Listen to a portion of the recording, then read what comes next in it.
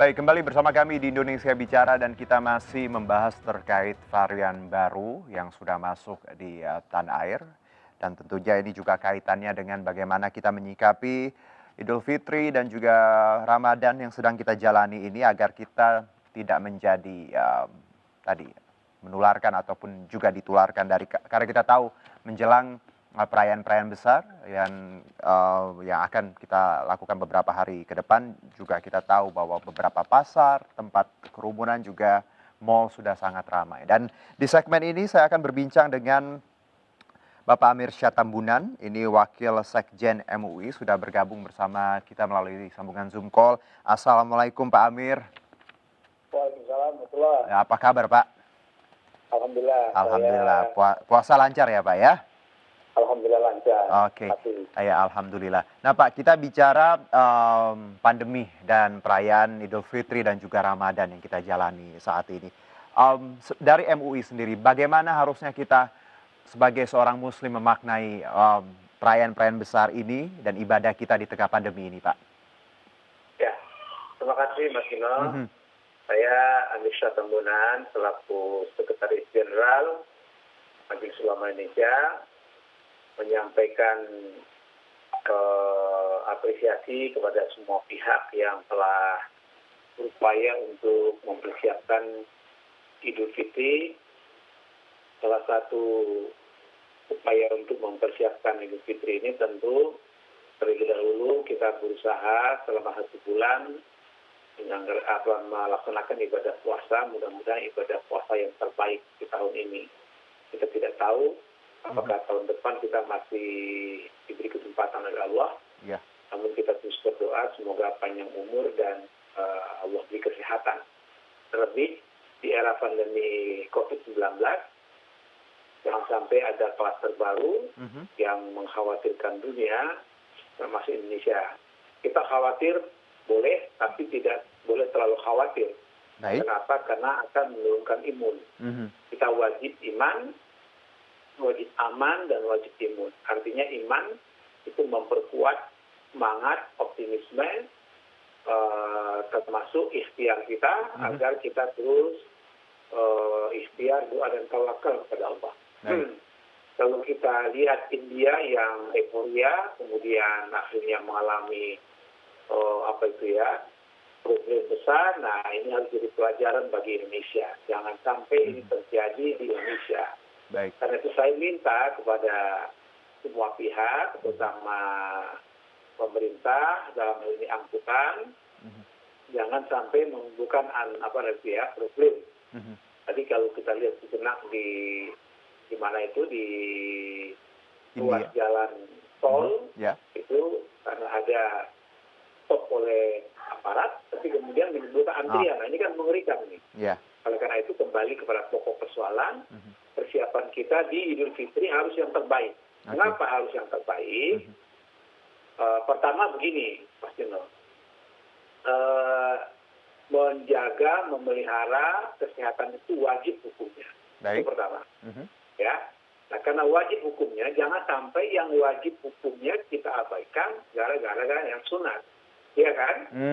Gitu. Seperti misalnya sholat Id yang harus apalagi ada upaya memaksakan di daerah yang zona merah. Itu kan sangat menimbulkan keberatan atau masyakoh kepada masyarakat. Begitu, Mas. Baik. Pak Amir, kalau bicara kita tahu bahwa tadi Anda menyebutkan bahwa menjaga kesehatan adalah yang utama dan itu yang harus kita pahami bersama ya di tengah pandemi sebagai seorang muslim. Nah, lalu kita tahu ada larangan mudik ya yang sudah dikeluarkan pemerintah dan memang kalau bicara lebaran, tradisi mudik tahun ke tahun memang itu ya sudah mengakar di budaya kita. Tapi ya tahun ini dan tahun kemarin juga berbeda, tidak boleh mudik seperti itu. Tapi masih banyak saudara-saudara kita yang ingin merayakan lebaran di kampung halaman dengan ya tadi memaksakan diri untuk mudik. MUI sendiri bagaimana mensosialisasikan bahwa silaturahmi sebenarnya untuk di tengah pandemi saat ini ya nggak harus tatap muka, bisa lewat sambungan telepon atau video call. Bagaimana Pak? Iya, di dalam tausiah yang baru saja dikeluarkan oleh MUI, saya menandatangani dengan Ketua Umum Kiai Miftahul Ahyar nomor 880 2021.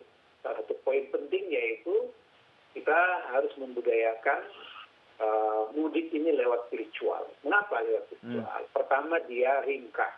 Yang kedua, efektif, efisien. Bayangkan, Mas, ya, bahwa dengan bertelepon, dengan teknologi video call, itu rasa rindu kita hilang, rasa rindu telah terbayar. Tapi memang seperti yang disebutkan Mas tadi, ini budaya yang sudah bertahun-tahun melekat.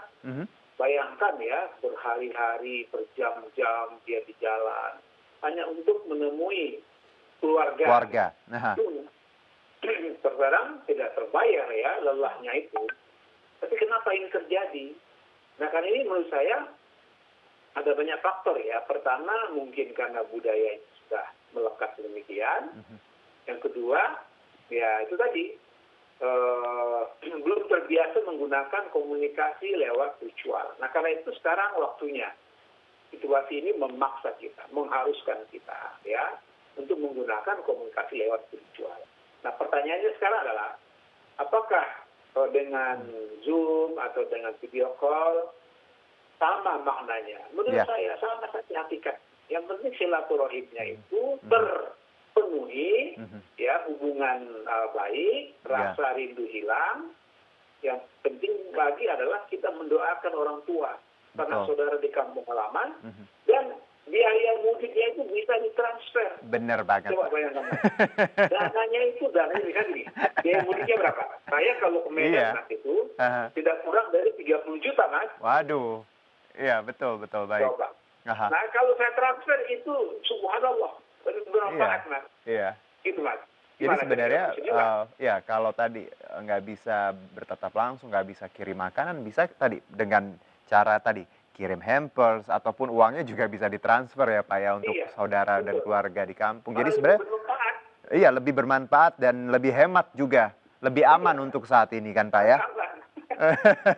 Menarik nih. Nah, kalau bicara juga terkait kerumunan nih.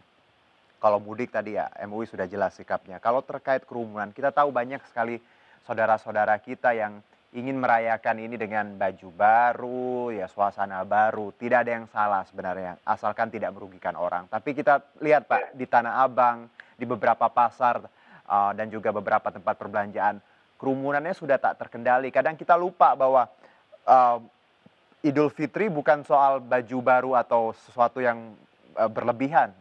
Ini bisa bicara bagaimana kita lahir sebagai pribadi yang baru setelah 1 bulan berpuasa ya Pak.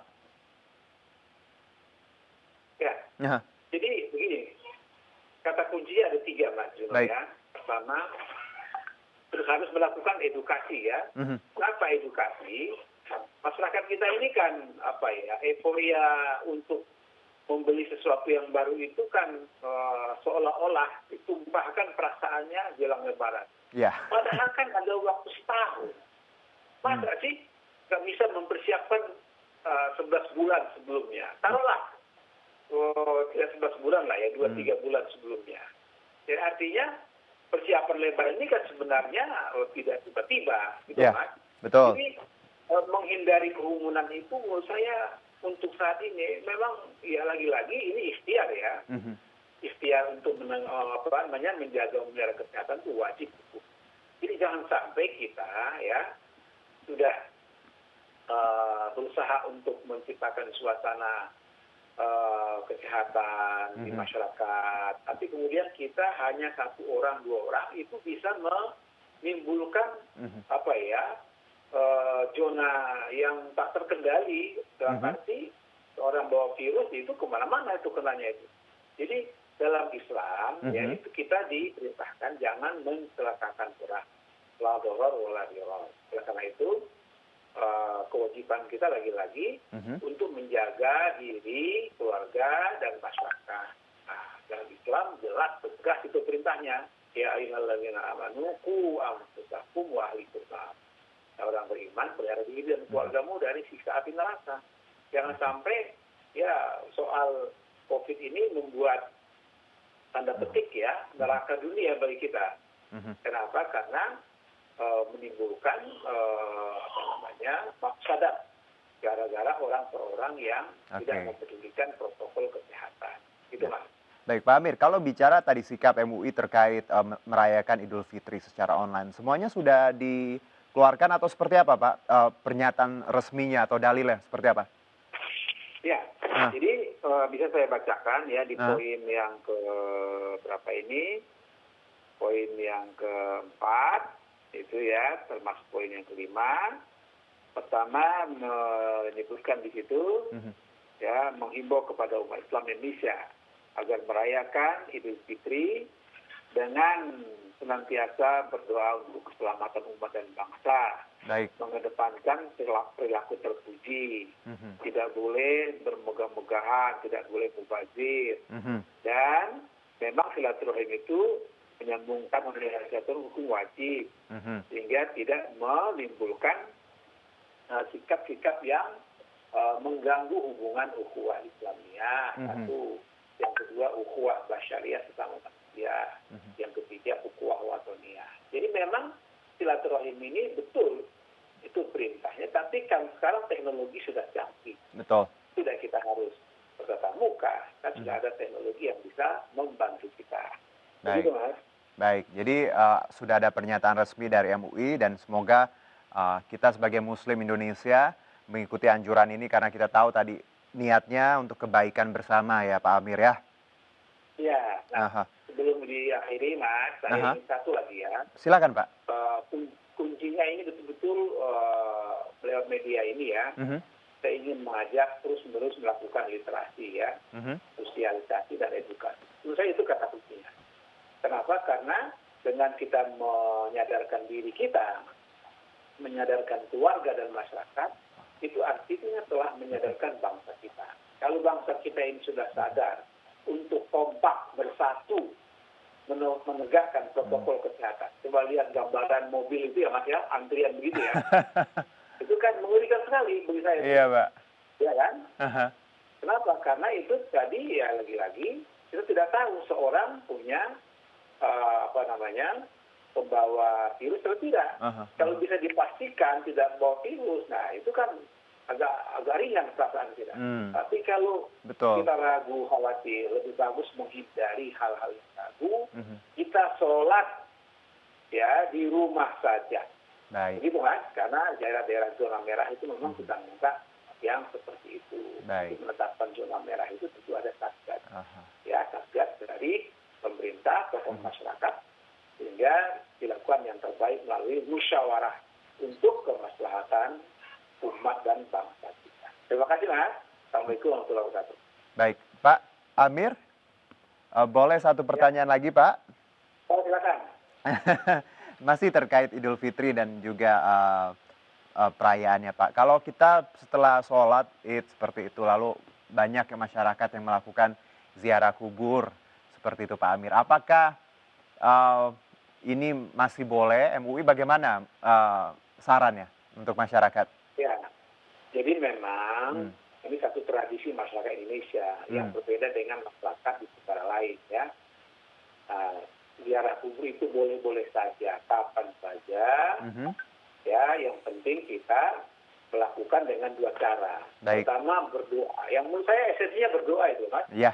Nah, kalau ziarah kuburnya hadir ke tempat, tapi kemudian menimbulkan kerumunan. Nah, ini lagi-lagi kekhawatiran ini, ya bolehlah khawatir dalam arti yang proporsional ya. Tidak juga khawatir dalam arti yang berlebihan, tapi untuk kewaspadaan. Baik.